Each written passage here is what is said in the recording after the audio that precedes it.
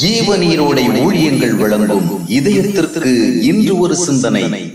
சோதனை ஏன்? சர்வ ஞானம் நிறைந்த தேவனுக்கு நான் எப்படி இருக்கிறேன் என்று தெரியாதா? என்னை சோதித்துதான் அதனை அவர் அறிய வேண்டுமா?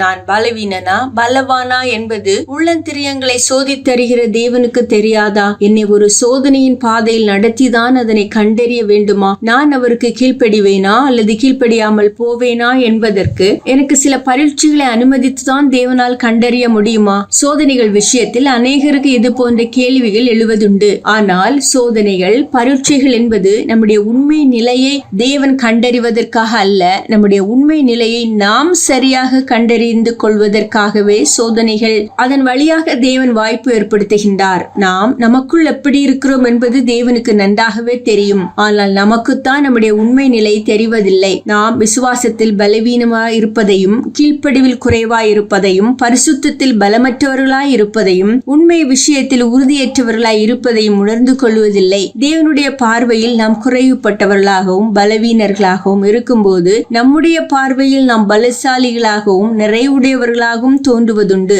தேவன் நம்முடைய பலவீனப்பட்ட நிலைகளை குறித்து உணர்த்தினாலும் அதை நாம் ஏற்பதில்லை. எனவே நாமே நம்முடைய குறைகளை கண்டு உணரத்தக்கதாக சில சோதனைகளை நமக்கு அனுமதிப்பது தேவனுடைய பார்வையில் அவசியமாகிறது. கானானை நோக்கி பயணம் செய்த இஸ்ரவேலர்களுக்கு தேவன் சில பரீட்சைகளை அனுமதித்தார். அது அவருடைய உண்மை நிலையை அவர்கள் கண்டுகொள்ள செய்வதற்காகவே. அதனுடைய நோக்கம் அவர்களை குறைவுபட்டவர்களாக காண்பிப்பதல்ல, அவர்கள் குறைகளை உணர்ந்து தங்களை சீர் செய்து கொள்வதற்கும் சரி செய்து கொள்வதற்கும் வாய்ப்பை ஏற்படுத்தி கொடுப்பதே அதனுடைய நோக்கம். சில பாடுகள், சில கஷ்டங்கள், சில நெருக்கங்கள் நம்மை பரீட்சித்து பார்க்கவே தேவனால் அனுமதிக்கப்படுகிறது. அங்கே நம்முடைய உண்மை, விசுவாசம், பக்தியின் பலம், பொறுமை, தாழ்மை ஆகியவை எவ்வளவு என்பது நமக்கு தெளிவாக காண்பிக்கப்படுகிறது. அங்கே நாம் நம்முடைய உண்மை பலத்தை உணர்ந்து அடுத்து என்னென்ன செய்து தேவனுக்குன்பாக நம்மை சரி செய்ய வேண்டுமோ அவைகளை செய்ய வேண்டும். சிந்தனைக்கு, சோதனைகள் நம்மை நமக்கு யார் என்று காட்டுகிறது.